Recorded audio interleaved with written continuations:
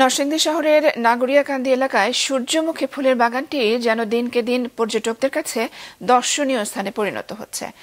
সকাল থেকে বিকেল পর্যন্ত ফুল বাগানটি পরিণত হয় মানুষের মিলন মেলায়। বিস্তারিত বদরুল আমিন চৌধুরীর রিপোর্টে। মাঠ জুড়ে দৃষ্টিনন্দন সূর্যমুখী ফুল, হলুদের আভা ছড়িয়েছে চারদিকে।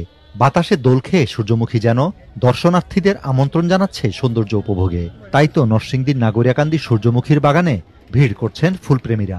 ফুল কার না ভালো লাগে। এখানে যখন থেকে শুরু হয়েছে প্রতি বছরই আমি আসার চেষ্টা করি। ফ্যামিলি মেম্বারদের সাথে আসছি, এখানে আমার ফ্রেন্ডরাও আছে। এখানে এসে ফুলগুলো দেখে খুবই সুন্দর লাগছে।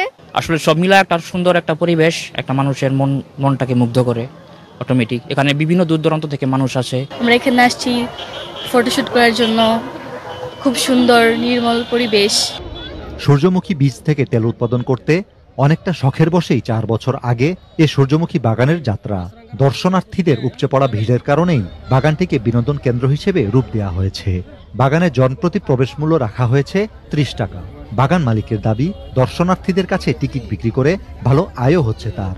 4 বছর যাবৎ মোটামুটি আলহামদুলিল্লাহ ভালো সাড়া পাচ্ছি এবং প্রতিদিন এখানে আমাদের গড়ে 1000 লোকজন আসে, আর ছুটির দিনগুলোতে হয়তো বা 3000-4000 লোকও আসা যাওয়া করে। এখানে দুই দিক দিয়ে লাভ, একটা টিকিট দিয়ে আসতেছে, আবার বীজ থেকেও আসতেছে আমাদের লাভটা। লাভজনক সূর্যমুখী চাষ আরো বৃদ্ধি করার জন্য সব রকম সহায়তা দিচ্ছে কৃষি বিভাগ। চলতি বছর জেলার 6 উপজেলায় প্রায় 20 হেক্টর জমিতে সূর্যমুখী ফুলের চাষ হয়েছে। প্রতি বছরই বাড়ছে এর আবাদি জমির পরিমাণ।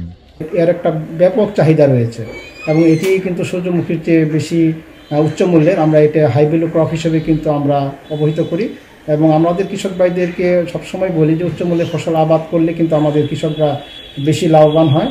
15 বিঘা জমির উপর গড়ে ওঠা এই বাগানে সপ্তাহের অন্যান্য দিনের তুলনায় ছুটির দিনগুলোতে দর্শনার্থীদের ভিড় ও আয় বেড়ে যায় কয়েক গুণ। বদরুল আমিন চৌধুরী, মাছরাঙা সংবাদ, নরসিংদী।